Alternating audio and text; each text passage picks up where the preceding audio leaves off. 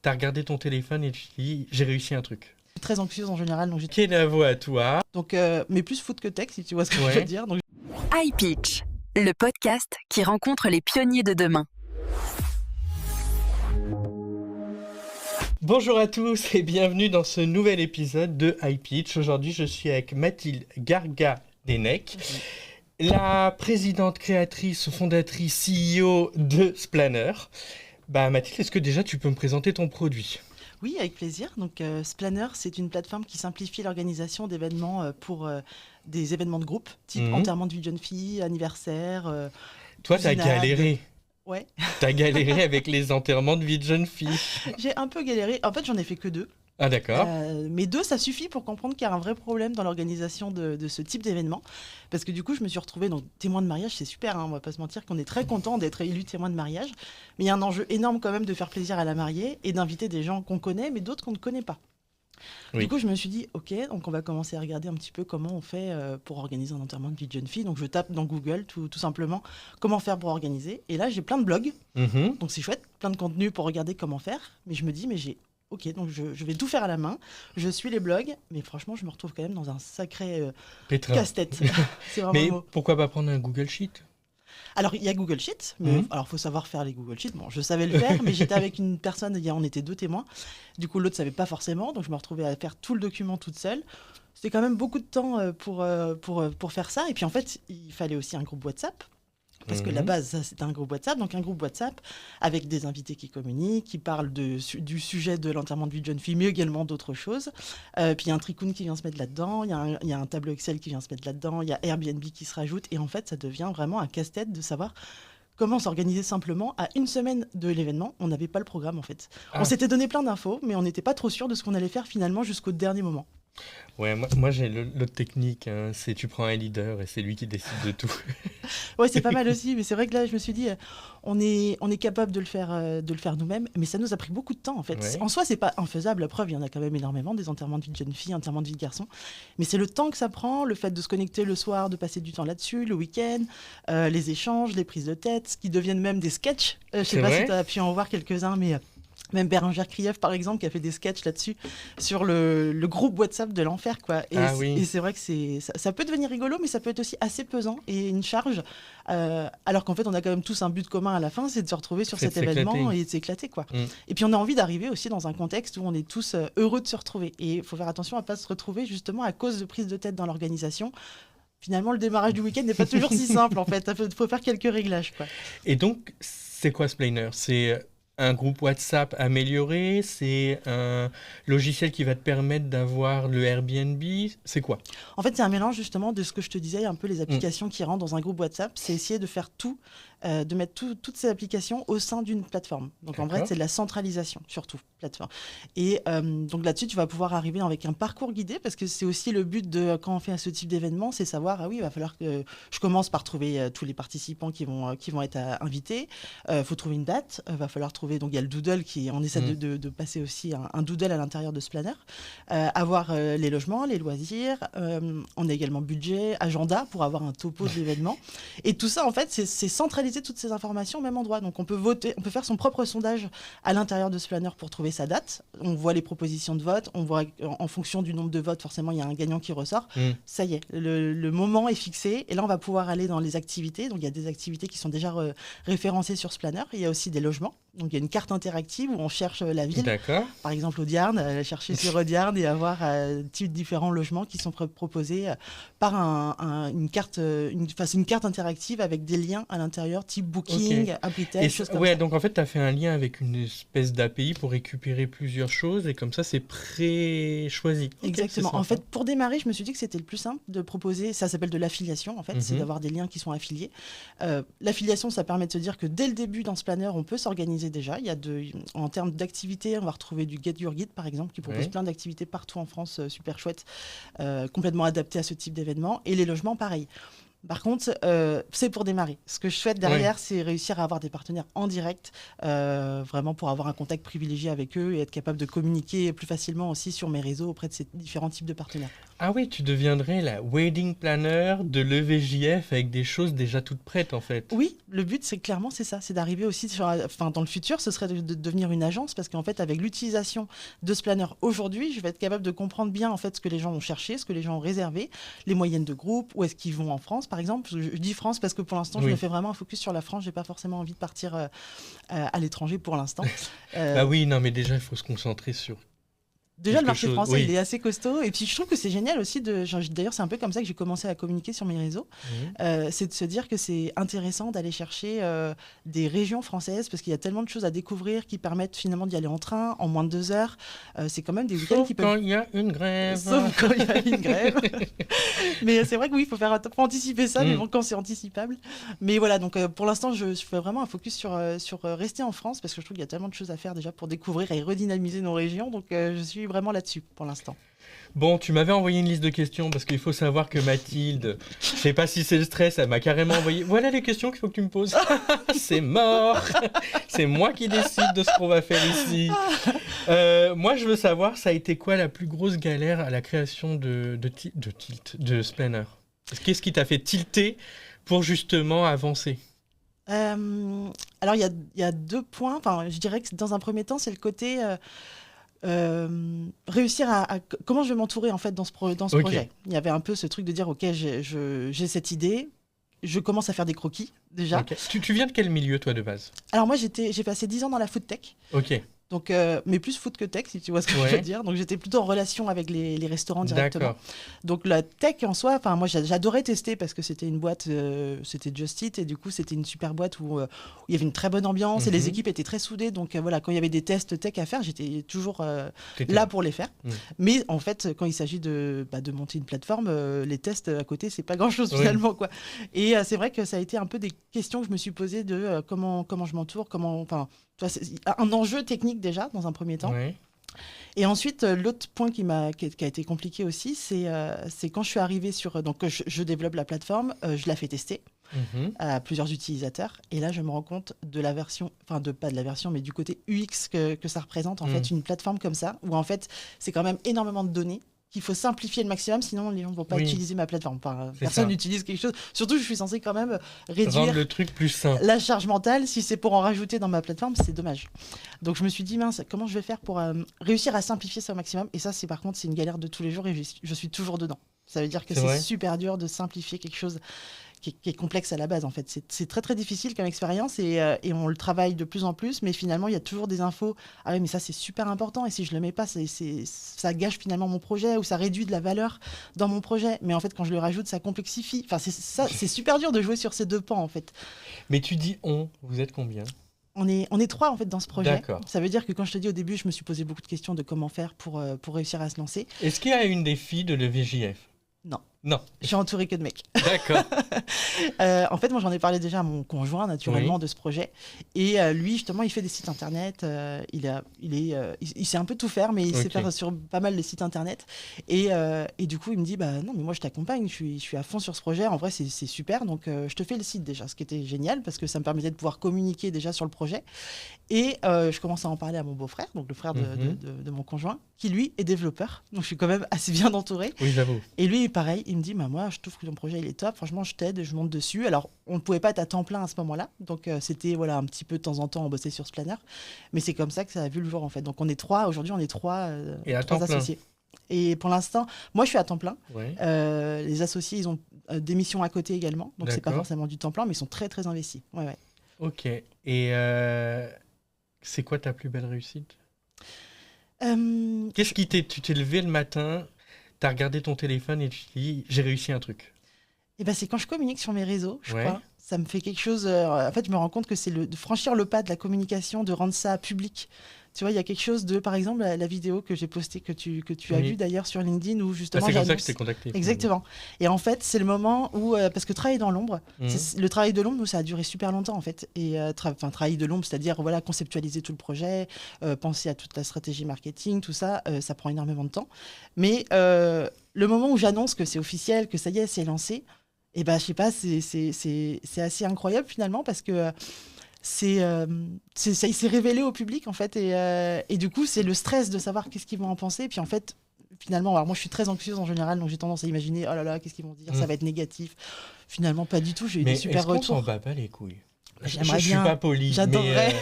Non, mais en fait, moi, tu sais, les gens qui critiquent, parce que tu as énormément de critiques. Ah, j'aurais pas fait ça comme ça. Mais fais-le. Mais exactement. Mais pas. Mais je suis tellement d'accord avec toi. Et franchement, c'est dur. Ce qu'il y a, c'est que je suis complètement d'accord avec toi, mais la première impression que j'ai, c'est est-ce qu'ils n'ont pas raison? Et c'est ça. Et ça, je pense que justement, c'est un peu le truc des femmes entrepreneurs. C'est de se dire... soit il y a une forme de légitimité là-dedans, de pas toujours être sûr d'être légitime. T'as pas un syndrome de l'imposteur latent? Complètement. Mais alors, beaucoup les femmes, alors je sais pas pour critiquer les femmes, mais j'en ai 3 qui sont venus, 4, j'en ai plusieurs qui sont venus ici. Et souvent, il y a je suis pas légitime. Moi, j'ai eu des femmes aussi que j'ai contactées pour passer dans le podcast. Et là, elle me dit, je ne suis pas légitime à passer dans le podcast. J'ai pas assez avancé. J'ai pas fait mes preuves. J'ai pas. Là, finalement, elles ne communiquent pas, elles n'avancent pas.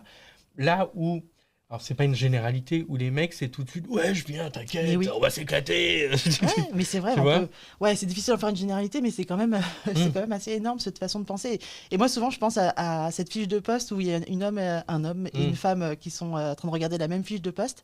Et en fait, les deux ont 50% des critères, qui correspondent à 50% des critères du job. Le mec, il va pas se poser de questions, il va y aller, il va foncer. La nana va pas y aller en fait. Parce que si on correspond pas à 100%, si on n'a pas coché toutes les cases, on se sent pas légitime. Et c'est vrai que ça, je trouve ça hyper dur parce qu'en fait, on se met beaucoup de freins. Mais bon, je pense qu'il y a des explications plus loin à aller chercher là-dessus. Mais même si c'est de mieux en mieux, parce que d'ailleurs, il y a pas mal d'incubateurs spécialisés dans les femmes, et moi, j'en ai fait partie. J'étais chez Willa. J'ai fait le programme Start là-bas, et en fait, c'est exactement ce qu'il faut pour les femmes qui sont comme moi. Ça veut dire que tant qu'elles n'ont pas coché toutes les cases, elles se sentent pas légitimes. Là, en fait, on arrive, on a des formations sur tout, donc ça y est, on commence à avoir un petit peu de base sur tout, et on commence à se sentir légitime. Mais il faut vraiment qu'on ait ça, en fait, pour avancer. Alors, encore une fois, je ne veux pas en faire une généralité, il y en a plein qui arrivent sans ça, heureusement d'ailleurs. Mais je trouve qu'on est quand même beaucoup, parce qu'en étant chez Willa, je me suis bien rendu compte qu'on était très nombreuses à manquer de confiance, à avoir besoin de soutien, à avoir besoin qu'on les rassure aussi souvent. Et puis en fait, quand tu te mets à ton compte, t'as personne au-dessus qui te dit que c'est bien.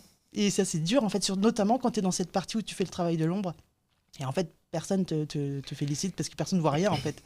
Et puis il y a aussi le côté où quand tu te lances, il y a le moment où c'est un peu comme tu es en parachute, tu es lancé, tu as certes personne à qui dire quelque chose, mais tu as aussi peur du crash. Tu dis, mais si je me crache, j'emmène combien de personnes avec moi? Ouais. C'est vrai que c'est une pression qu'on se met sur les épaules, mine de rien, de se dire, oh là là, si j'y arrive pas. Et puis en fait, moi, je sais que j'ai cette partie où mes 2 associés, du coup, sont vraiment sur le côté tech. Donc, ils ont bien bossé. La plateforme est live. Ça veut dire qu'il y a un côté où tout ça, c'est grâce à eux. Là, j'ai un poids énorme sur les épaules de me dire, maintenant, il faut que ça marche, il faut que la communication marche. Donc, c'est pour ça que je me dis, c'est toujours intéressant d'aller chercher justement à se former, parce que c'est le fait d'avoir confiance en ce qu'on fait.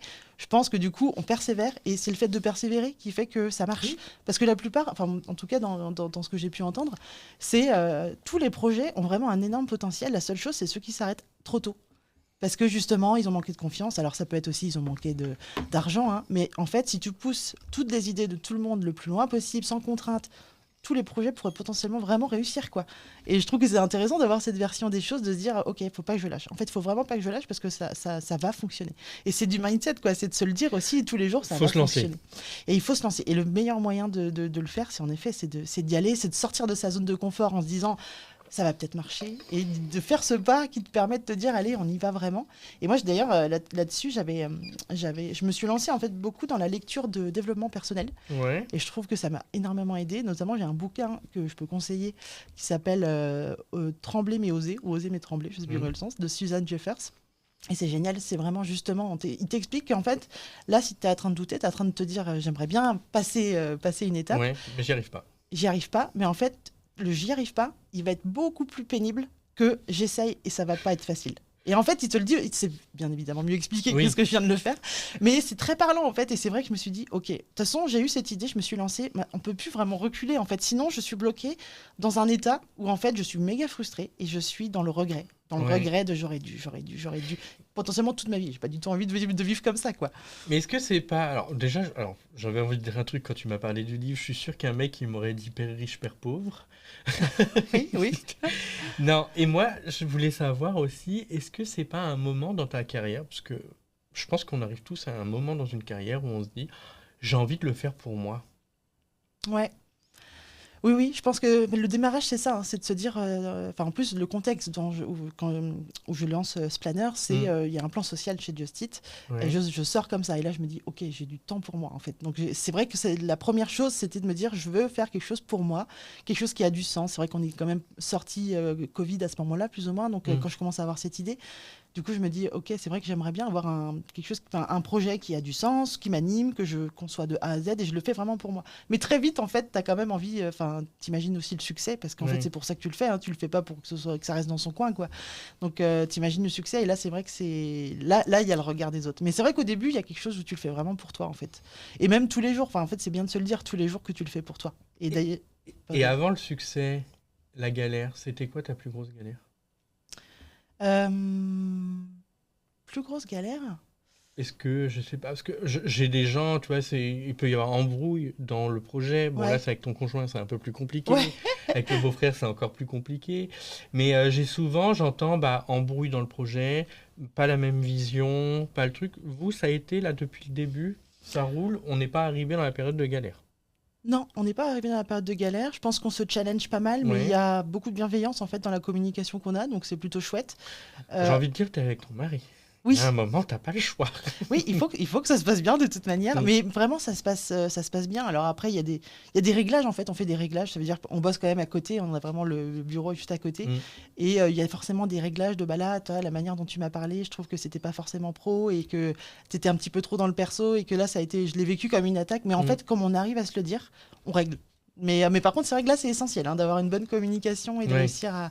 Mais oui, mais ceci dit, ça fait quand même partie des galères de trouver le bon terrain qui permet justement d'avoir... de ne pas perdre sa vie privée non plus. Parce que oui, je pense qu'en plus, quand c'est avec une personne que tu connais... En fait, avec un collègue, il y a des choses que tu ne te permettrais pas de dire. Bah oui. Et je pense que quand c'est quelqu'un de très proche, il y a un moment, tu m'as pas parlé comme ça. Ouais, no filter, quoi. C'est d'un seul coup, tu lâches les rênes, alors que tu le ferais absolument pas dans un job, quoi. Mais c'est vrai que ça, pour le coup, c'est peut-être c'est une galère, même si je le vois quand même tellement comme un aspect positif avant tout de bosser ensemble. Je trouve ça génial. Enfin, passer autant de temps ensemble, c'était jamais arrivé avant, en fait. Donc, c'est chouette. Par contre, c'est vrai que voilà, faut savoir régler... faut savoir se régler et que tout le monde soit d'accord et qu'il y a des frustrations. Il faut aussi accepter que parfois tu es frustré et puis il faut accepter aussi de savoir remettre les choses en place. Les choses en place, exactement, ouais. Et puis garder aussi ce... Tu vois, quand la journée se termine, il faut que la journée se termine. Alors là, on est aidé parce qu'on a des enfants, dont un petit qui a 6 ans maintenant. Ça nous règle bien. Ça veut dire qu'on va le chercher à l'école et voilà, la vie de famille reprend plus ou moins à ce moment-là, même si on est toujours sur nos tâches et tout.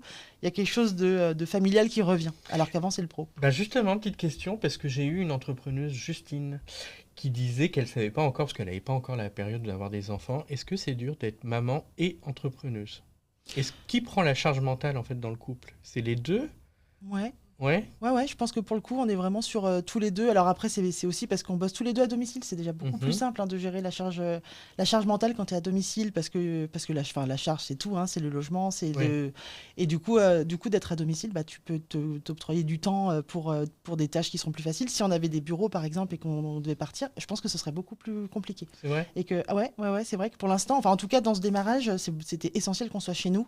C'est aussi une liberté et un privilège énorme de pouvoir aller chercher son enfant un peu quand on veut. Enfin, on n'a aucun problème de garde et tout, ça c'est trop bien. Et t'as pas le jugement des autres mamans ? Non, parce que en fait, j'ai l'impression que j'ai pas mal de femmes entrepreneurs autour de moi. Quand même, j'habite à Aubervilliers, Porte de la Villette. Et en fait, c'est vrai qu'il y a un gros centre Aubervilliers, c'est très, très ouvert start-up. Oui, c'est assez ouvert start-up. Et puis, c'est vrai que on est plutôt à s'encourager finalement. Moi, à chaque fois que je parle de mon projet, c'est super. Enfin, est-ce que il y en a certaines qui m'ont proposé de le tester. On en parle ensemble. Donc, c'est plutôt hyper positif finalement d'être femme entrepreneur. Et je trouve que en fait, elles comprennent la liberté que c'est aussi finalement d'entreprendre chez soi. Je trouve que ça change. Ouais, c'est ça. On est sur autre chose. Ouais. Et ta plus grande satisfaction ? C'est d'avoir réussi à aller jusqu'au bout du lancement, parce que franchement, Ouais. il y a des moments où on se pose quand même la question de est-ce que ça vaut le coup. C'est franchement une usine à gaz de simplifier tout ça. Enfin, ça va vraiment être un peu complexe. Et de se dire est-ce que je lâche pas l'affaire. Et puis finalement, je reviens aussi dans le côté salariat. Parfois, il y a ce truc aussi de. En fait, on se rend compte de la facilité du salariat quand on commence à essayer de créer son propre projet, aller au bureau, voilà, faire ses missions, revenir et puis lâcher ton taf, en fait. Là, c'est vrai que ça nous lâche jamais, en fait. Finalement, il y a toujours ce truc dont on est toujours en train de penser à une évolution, à plein de notes à prendre, ou choses comme ça. Pardon, j'ai perdu le fil. Non, c'était ta pire galère et là tu me racontais en fait tous les trucs. Mais bon, c'est pas grave. Désolée. Si on peut parler, c'est quoi le modèle financier? C'est quand je vais louer l'appartement via ta plateforme que tu gagnes de l'argent ou je vais prendre un abonnement pour pouvoir l'utiliser? Non, en fait, justement, quand on a testé un petit peu le marché, moi j'ai assez vite compris que tout le monde était d'accord pour dire c'est compliqué de s'organiser pour un enterrement de vie de jeune fille. Mais je ne veux pas payer. Il n'y a aucun qui dit, par contre, vu qu'on peut le faire soi-même, le groupe WhatsApp, même si c'est l'enfer, en fait, je préfère finalement que ce soit gratuit et l'enfer plutôt que de payer. Je dis, ok, donc l'organisation, c'est pas possible de le faire payer. Du coup, on a commencé à imaginer comment réussir à se financer, parce que moi j'adorais créer un projet sans avoir besoin d'être payé, mais c'est quand même l'essentiel, quoi. Ce n'est pas Bernard Arnault. Exactement. Donc du coup, je me suis retrouvée à penser, ok, mais en fait, qui peut payer dans ce genre de moment pour l'événementiel? Et la mariée. La mariée. Non, mais du coup, je me suis dit, ok, ce qu'on va faire, c'est qu'on va plutôt. Il y a toute une partie en fait qui permet de s'organiser avec le parcours planner, avec tout ce qui est date, trouver les participants et tout. Mais en fait, dans loisirs, logement, on va en mettre pour de vrai des logements et des loisirs. Le but, c'est pas finalement d'aller chercher des liens. Tu vas mettre liens. des expériences un peu comme sur Airbnb. C'est pas tout de suite, mais ça, c'est des choses auxquelles on pense justement, de passer d'ailleurs un peu plus en mode agent, justement, d'avoir un peu du clé en main. Mais dans un premier temps, on s'est dit, en fait, on va proposer des logements sur Splanner par de l'affiliation. Et en fait, l'affiliation, c'est-à-dire que Splanner prend une commission directement sur ceux qui ont réservé via Splanner. Okay. Donc, il y a ça, aussi bien sur les logements que sur les activités. Et après, ça y est, je commence à démarcher justement les partenaires en direct qui, quand ils n'ont pas de programme d'affiliation en fait déjà fait, ce que je fais, moi, c'est plutôt des abonnements pour la visibilité qu'on va offrir. Parce que pour le coup, on a quand même une clientèle très ciblée qui est prête à passer à l'action sur Splanner. Ça veut dire qu'ils sont, il y a un enterrement de vie de jeune fille, il y a une ville, ils savent combien ils sont, donc en fait, ils veulent réserver. Et là, c'est intéressant finalement d'être visible quand tu sais que il y a je sais plus combien de mariages par an. S'il y a une plateforme spécialisée en enterrement de vie de jeune fille, ça vaut le coup d'y être. De toute façon, tu fais pas que les mariages. Non, je fais même enterrement d'une jeune fille, enterrement de garçon, mais en fait, au début, moi, j'ai pensé que comme ça, d'ailleurs, et très vite, je me suis dit, mais en fait, anniversaire, ça fonctionne, week-end entre amis, ça fonctionne, cousinade, ça fonctionne, week-end en famille, ça fonctionne aussi. Donc, en fait, non, c'est beaucoup plus large que ça. La seule chose, c'est que quand tu commences à sonder le marché au début, il n'y a pas de sondage vraiment possible sur les week-ends entre amis, parce que il y a pas de données. Donc finalement, c'est pour ça aussi, c'est de mon expérience, et aussi parce que le marché permet d'avoir un peu plus de données. J'ai fait un focus enterrement de vie de jeune fille, enterrement de vie de garçon, mais oui, ça fonctionne clairement pour... Mais justement, une cousinade, même un enterrement de vie de jeune fille, t'es 10, est-ce qu'automatiquement, je vais rentrer le nombre de personnes ou via le formulaire, ça va me proposer des maisons capables de prendre 10 personnes, ou par exemple, ça me propose 3 maisons l'une à côté de l'autre pour qu'on puisse tous se retrouver? Non, alors dans un premier temps, donc déjà quand tu invites tes participants, en fait, tu les invites par email, ils intègrent le projet, en fait, on se retrouve tous dans ce planner. Et au moment du logement, donc tu tapes la ville où tu veux aller, et là il y a la carte interactive qui s'ouvre, qui te montre juste les points en fait où il y a des logements. Après, il y a quand même une démarche en effet de cliquer sur le lien, d'aller réserver, d'aller mettre le nombre de personnes que tu veux d'ailleurs dans la maison. Donc on n'est pas encore avancé à ce point-là, mais voilà, au moins on a cette étape on centralise, on n'est plus en train de sortir sur une autre plateforme ou un autre site pour trouver, c'est qu'en fait tout se passe dans ce planner. Et c'est vrai qu'avec toutes ces datas, finalement, tu vas pouvoir hyper cibler des gens. Oui. Ça, c'est plutôt pas mal. Oui, complètement. Je vais assez vite comprendre aussi les zones où les gens se retrouvent le plus, mais je pense qu'il y aura des surprises là-dessus, parce que finalement, on a tendance à penser beaucoup grandes villes. Moi, je pense que les moyennes villes sont celles qui attirent aussi beaucoup la taille moyenne, parce que déjà, c'est un peu moins cher, qu'en fait, on connaît moins. Moi, je dirais 3 heures de Paris grand max. Ouais. Avion ou pas. Ouais, je pense. Mais ça, c'est des choses qu'on va pouvoir analyser par la suite, de comprendre, tel projet est parti à tel endroit, en partant de tel endroit. Donc, ça va nous permettre d'avoir vraiment une cartographie assez claire de comment ça s'organise. Et du coup, on va pouvoir répondre encore plus aux besoins de package clé en main, par exemple. OK, vous êtes 10, vous voulez partir du côté de Reims. Voilà les week-end types qui ont été faits là-bas. Et du coup, c'est là qu'on arrive sur un mode agence. Pas tout de suite, mais... après, ce qui serait pas mal, en vrai, là, j'y réfléchis... Moi, j'adore réfléchir. C'est mon côté product management. En fait, ce que tu pourrais faire aussi, c'est proposer les prix dans les avions, puisque tu sais qu'à partir d'un certain nombre, tu as un groupe. Et moi, c'était ça. C'était, oui, mais moi, je pars de là, j'ai pas les moyens pour ci, pour ça. Ouais. Et en fait, tu as un moment où tu sais que tu as 15 personnes qui partent. Tu peux directement louer l'avion pour eux. Ok. Alors, tu t'occupes pas du truc, mais comme ça, au moins, bah, tu loues pour le groupe. Ouais. Et donc, tu peux, toi, faire de l'argent en mode agence aussi là-dessus. Ouais, c'est vrai. Non, mais c'est vrai que c'est pas bête, même si on n'a pas forcément pensé le côté avion, parce qu'on essaie de faire attention justement de proposer plutôt des choses accessibles en train. Parce que bon, c'est. Oui, non, mais c'est par un contre, choix. Ouais, mais ça n'empêche pas. Puis Mais surtout, même le train, je crois qu'il y a des forfaits de groupe. Oui, sûrement. Mais Ouais. non, mais complètement. La partie transport, pour le coup, on l'a pas tellement développée encore. Mais je pense que c'est des choses où justement, on propose on va lancer du feedback que les utilisateurs puissent nous donner leur retour. Et je pense qu'il y aura pas mal d'idées aussi qui vont ressortir et qui vont nous faire aller justement sur potentiellement les transports, avoir des choses plus accessibles, plus simples à organiser. Donc ça va évoluer. En parlant de feedback, est-ce que tu as déjà eu un feedback qui t'a fait mal ou qui t'a fait très plaisir? En mal, je dirais, j'ai eu c'est une usine à gaz, quoi.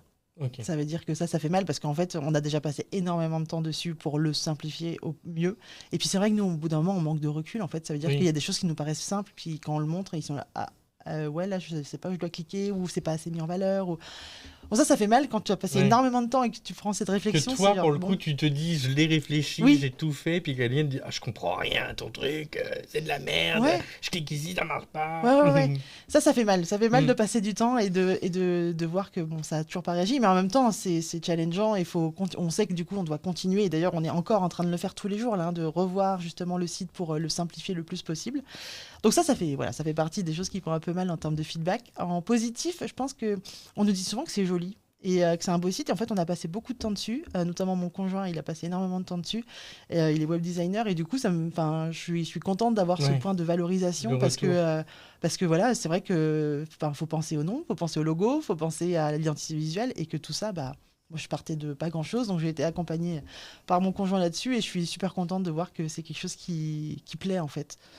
Donc, par rapport au plaisir, qu'est-ce que tu aimerais qu'un utilisateur ressente après avoir utilisé Spliner? De la zen attitude. C'est vraiment c'est le côté. Enfin, moi, ça a été facile. Oui. J'ai pas galéré. Ça a été facile et puis c'est fait. Sinon, ça va être quoi ta plus grande ambition sur 5 ans à Spliner? Ma plus grande ambition, c'est qu'on devienne vraiment la plateforme numéro 1 déjà en termes de référencement et d'utilisation de Spliner, donc de tout pour les événements aussi bien en termes du jeune fille, en termes du garçon et anniversaire. Et puis également qu'on se lance le mode agence.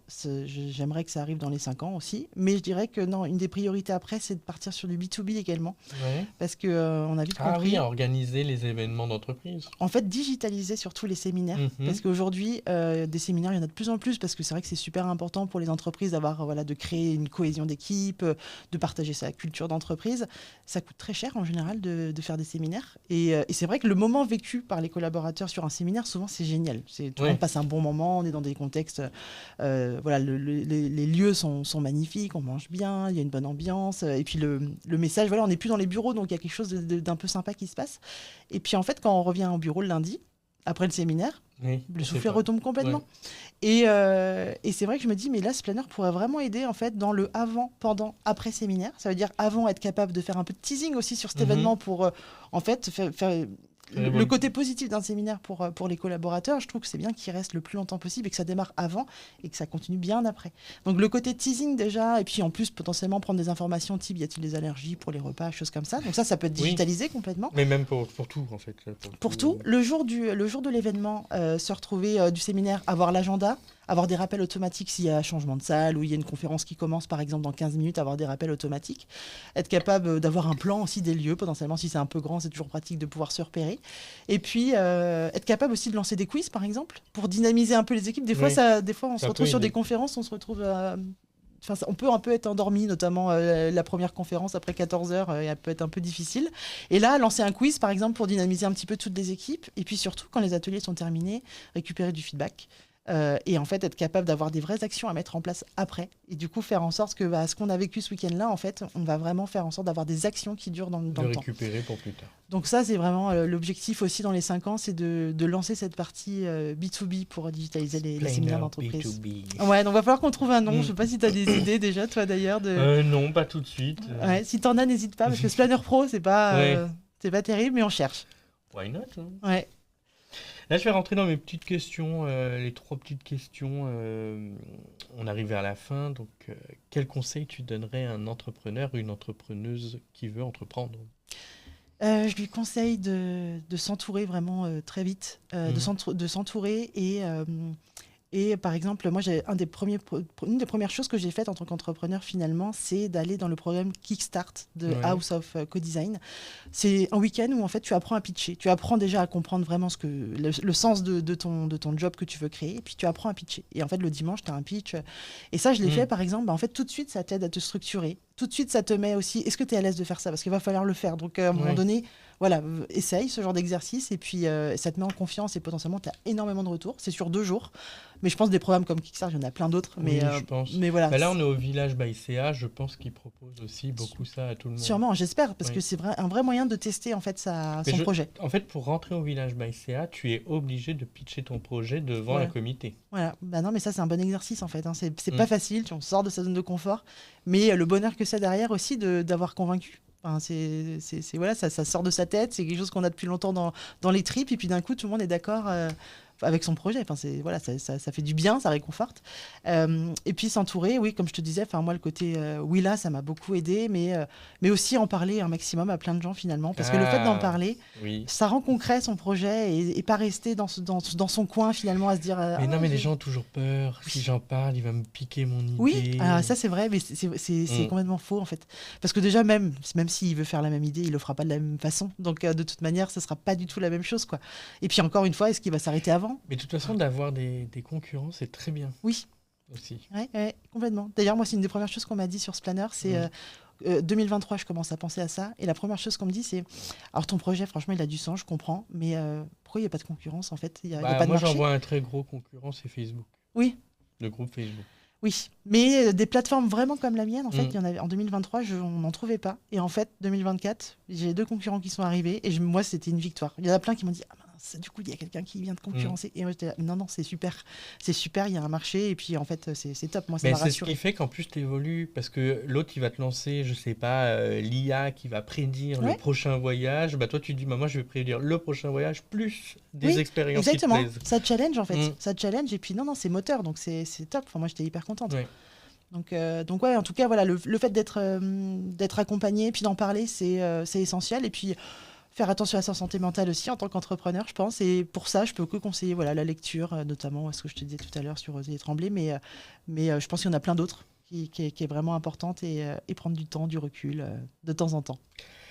L'autre question, cite-moi 2 entrepreneurs j'arrive pas à parler, entrepreneurs ou que je devrais inviter dans le podcast.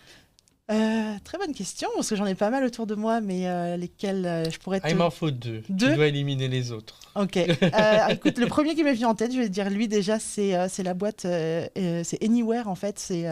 C'est 2 cofondateurs plus Thibaut, donc c'est Alan et Steve, qui ont fait une marque de vêtements connectés avec des NFC. Et du coup, je trouve que c'est assez précurseur sur le marché.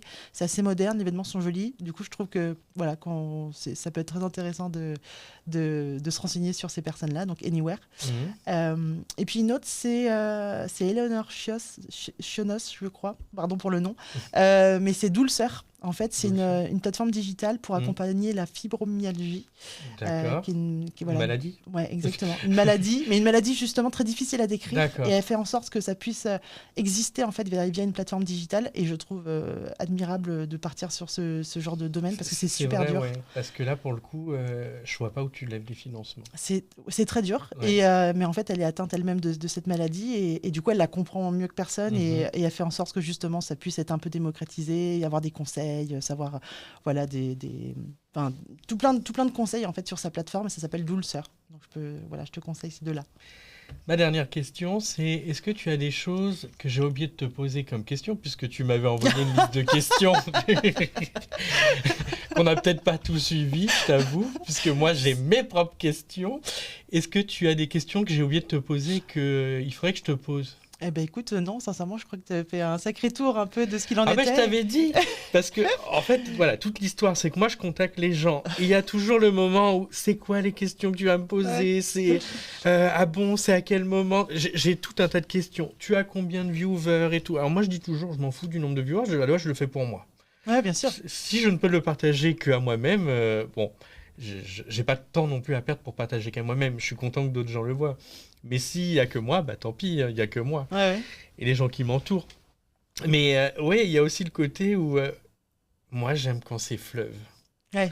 Tu sais, t'y vas, là, j'ai quelqu'un qui rentre dans le studio, bah, on prend 5 secondes, on s'arrête. Bon, vous ne le verrez pas, il y aura un petit cut à ce moment-là, mais qu'est-ce que vous voulez que j'y fasse ? C'est comme ça, c'est la vie, on avance. Mais moi, j'aime le côté fleuve. Ouais. Donc, j'aimerais dire ça aux startups, quand je vous contacte, ne vous attendez pas à une liste de questions de chartées. Je veux pas de par cœur. Ouais, bien sûr. Non, mais franchement, c'était très agréable parce que je me suis pas rendu compte vraiment que les questions étaient posées, mais là, avec le recul, je suis là, si, on a abordé tout ça déjà. Ouais. Donc non, c'était très intéressant et c'est vrai que les questions, c'est mon côté anxieuse qui a parlé, je crois. Oui, et en fait, c'est un peu comme aller faire un pitch. Là, quand tu fais un pitch, tu le connais par cœur. Là, ton pitch, je suis sûr, tu te dis, tu le récites, tu me le fais sans, avec ou pas le pitch deck, tu seras capable de le faire. Ouais. Moi, je vous piège puisque je vous pose des questions qui vous sortent un peu du truc. Oui, c'est ça. J'ai rien scripté. Quand vous venez, moi, j'ai mes questions, mais je vous les donne qu'avant. Ouais, juste avant, pour le coup. Pour comme ça, vous avez le temps de réfléchir un peu à ce que vous voulez. Ouais, j'aime bien, moi, ce côté... je me lâche. Ouais, mais c'est super. Et c'est beaucoup plus agréable que du coup d'avoir été dans ce que j'ai imaginé moi comme étant des questions, des réponses, des questions, des réponses. Et alors que j'ai passé un super moment sans me rendre compte qu'il y avait tous les points qui avaient été abordés. Donc merci. Merci beaucoup. Bah, merci beaucoup à toi aussi d'être venu. Parce que ça fait loin Aubervilliers, surtout en période de grève, de fin du monde. Ah si, bah, très drôle parce que ma grand-mère regarde les podcasts. Ah. Tu sais quoi, son papa, il est aussi de Pont-Croix, mamie. Oui, exactement. Peut-être même dans la même rue. Non, moi c'est Mailleboise. Ah non, c'est pas la même rue alors. Mais ils se connaissent. Oui. Ouais. Ah, c'est oui, excellent. donc voilà. T'as dû déjà la voir, mamie. Non, je lui parle, tu sais que c'est tout con. En fait, j'avais fait des vlogs quand je voyageais et des podcasts. Comme ça, ma grand-mère, elle voit un peu ce que je fais. Ah, trop bien. Il y en a une qui est partie entre-temps, mais l'autre continue à voir et comme ça, c'est génial. Si j'oublie de l'appeler, elle sait ce que je fais. Oui, c'est ça. Elle te suit avec tes podcasts. C'est vrai que c'est génial. C'est un beau métier pour ça, de pouvoir avoir ta famille qui te suit facilement, quoi. Donc ça l'éclate. Ça l'éclate. Elle comprend pas tout, à mon avis. Désolée, mamie. Elle doit pas tout comprendre. Ouais, mais bon, juste elle me regarde à la télé. Là, c'est ça. Elle te voit, elle t'entend parler. C'est déjà bien, quoi. Bah, merci beaucoup, Mathilde. Merci à toi, Thomas. Beaucoup de réussite pour Splainer. Merci. Non, c'est pas beaucoup. Splainer. C'est pas Splainer, c'est Splainer. Splainer, à la française, Splainer. Ouais. En Bretagne. Ouais. Kenavo. C'est pas de Chine en plus, ça. Non, Kenavo, c'est au revoir. C'est Yermat. Bah, Kenavo à toi. Kenavo. Pour les autres, on se retrouve sur toutes les plateformes. À chaque fois, je vous l'ai dit, mais je les oublie. Débrouillez-vous avec ça. De toute façon, il y a des liens. Je mets aussi tes liens. Je mets toutes tes infos, ton truc. Trop bien. Est-ce que tu offres des choses à des utilisateurs ? Pas du tout. C'est gratuit, donc gratuit, la plateforme. C'est offert. Profitez. À plus. À plus.